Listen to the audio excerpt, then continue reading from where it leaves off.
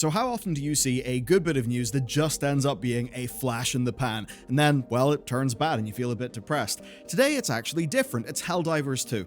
Their player numbers surged, but what's actually important is they stayed high, and why they stayed high.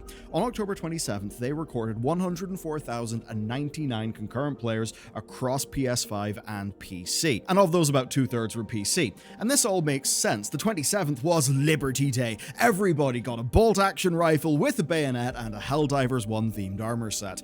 But here's the thing, after that day, they stayed, and it's part of a larger trend, and there's a surrounding narrative that has successfully captured people's interests so firmly that it's very much moved from "it's so over" to "we're so back." Almost no live service manages to regain its lost players and actually keep them. It's extremely rare, and at the foundation of this today is the 60 days of updates that were meant to lean the game more towards personal power fantasy. They essentially softened the rock, paper, scissors balancing that they launched the game with, and then repeatedly nerfed outliers towards. That, of course, worked. That buffs brought people back was no surprise, but it could have easily just been a sugar rush. A bunch of buffs that's unsustainable, so you have a big old binge of gameplay when you're overpowered, but the game is fundamentally more hollow and you just leave. That was maybe some people's fear, and it's absolutely not what has happened.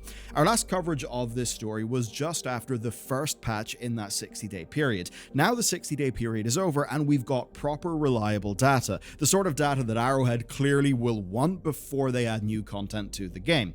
And that's the bit that matters. Helldivers 2 has not had new content, it has just had buffs, patches, and war bonds. And this kind of makes sense. The game's all-time lows followed what was meant to be one of its largest content updates, Escalation of Freedom. And it's not that Escalation of Freedom didn't move the needle, it's that it kind of moved the needle in the wrong direction. Taking a look at player concurrency in SteamDB, we can see they have completely reversed their decline. They're now back to the June numbers, and that actually matters a bit more than you may first think. You see, May through to June and September to October have a bit of a similarity in that they were not humongously content heavy. Now, June did bring a new biome, right? And there was a new biome, new warbond, and that did spike things up a bit. But when you look at the underlying trend, you see steep decline versus sustained steady growth. And that's because there's a common wisdom that's not necessarily a true one, that if you just add more content to your game, players will return and they will hang around. That's not always true. The content's got to be good, but more importantly, the fundamentals have to be good. Escalation of Freedom could have been amazing in so many ways. It did add things, but the fundamental stickiness of the core loop of your game is what really matters. And that's why Escalation of Freedom didn't really work. It was broadly seen to emphasize the parts of the game that, while they may have fitted Arrowhead's design vision, were not necessarily the bits of the game, the bits of that vision, that players actually aligned with the most. Now their design vision is more aligned with the players, such that the October 31st release of the Truth Enforcers, which really goes hard as a name, Warbond, appears to be working well. And that's especially because the big "we're so back" feeling is being matched by their world building. This is the bit that's the masterstroke. The community do not have just their own hopium to latch onto. And speaking of hopium, I've got a really quick ask. Look, could you consider clicking the subscribe button and the like button in this video? And the reason why is really simple, right? You can help me do well with the algorithm. Whenever you hit those buttons, it takes you just a few seconds, but it gives the YouTube algorithm a good signal, and that helps get our content out to more people. And this is, of course, a team sport, so the more that our stuff gets out there, the more I can invest in the team, and we can bring you more content. So, with that said, let's talk about the emotional experience. I know that seems waffly, but it's what actually matters. Across the entirety of the 60 days of Buff Divers, and even now, the game has had one consistent overall narrative: the building of a super weapon that is the Democracy Space Station. Now, this started with players being given the choice of where they want to build the station. It was one of two planets, and you would basically choose by liberating one of them. And since then, growth in this space station has been in stages based on players' progression through major orders in the game, where every time a major order is completed, completed, or at least one that's super related to the station, there is an update on its progress, but also the in-game model changes as well. And this isn't just a cool story in the game. Outside of the game, Arrowhead are building toward a better future, and that is exactly what this narrative is doing within the game. Just that, of course, the future is some horrible super weapon. The point is, it's resonant between the game's journey and the player's journey within the game. And now, so far, the station has not been activated, and we don't really know what it's going to do. For a while, the assumption was that it would blow up on Liberty Day, something would go wrong, but that hasn't actually happened.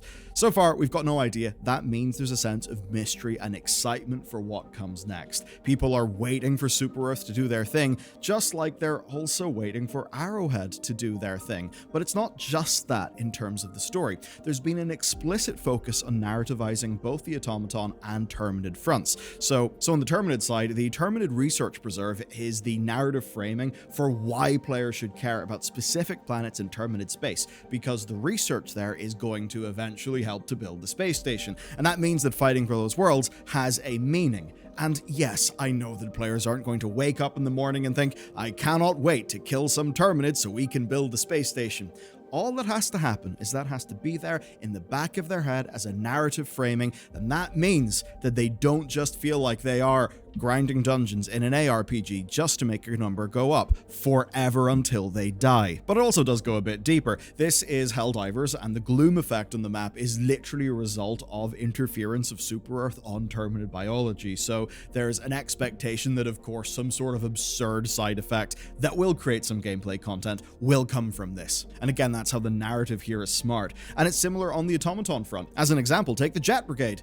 All this was in reality was Arrowhead increasing the spawn rate for jump pack bots in a few planets. But in-game, it's narrativized and you can feel it. And this ultimately means that even though there are no new enemies, no new maps or biomes, players are engaged on a narrative level, and their actions have got context in the game that matches the out-of-game story of the game itself. And that is the genius in how they're operating this. So it does seem we're back, and it all goes to the core sell of this game, a never-ending war built to be continually engaging in a way that is not just a regular live service that has, I don't know, a new season every 9 weeks or whatever the latest thing is. The Democratic Space Station, the surrounding narrative, is just one example of that, and it's only possible because interruptions in the game story have stopped. You see, that's what the nerf complaints did. That's what PSN did. They emotionally disconnected players from that experience.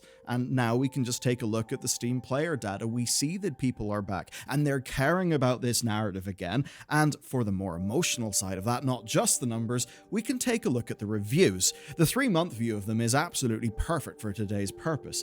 From extreme negativity to recent reviews being 91% positive. So yes, the buffs and the 60-day plan helped. That's where the immediate pivot came from. But after that, after the spike of positive reviews, we have seen consistent net positives every single day. That is constant satisfaction, not just flash-in-the-pan success that fails to keep people around. So does this mean that the game is about to undergo a massive renaissance, that it'll be right back to its launch numbers? Well, in reality, probably not. But what it does confirm is there is a sizable, continually engaged audience who just wants reasons to keep playing. And that means that whenever this new super weapon activates, it will be big. Player stories like Malevolent Creek can happen again because now people are emotionally invested.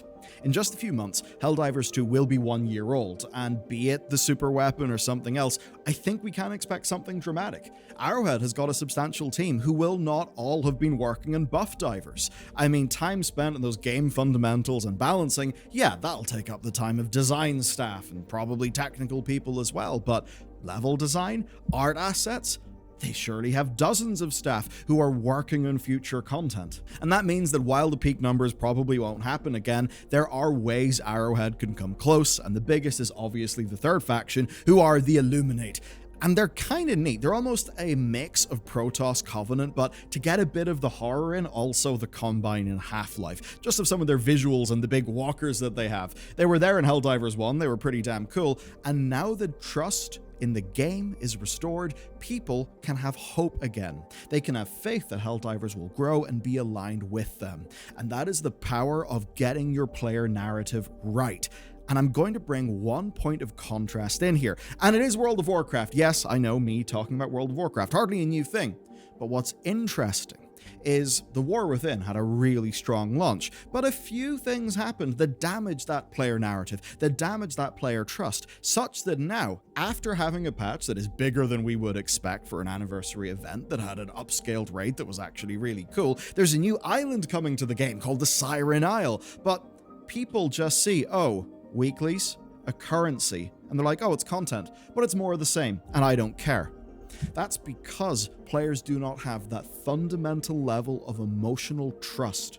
And that is what Arrowhead have been able to capture. That is the power of essentially convincing somebody that your game is a dependable place to get what you want, which ultimately for games is a break from the noise of daily life. That's why we go to games, in many cases. It's why games matter to so much.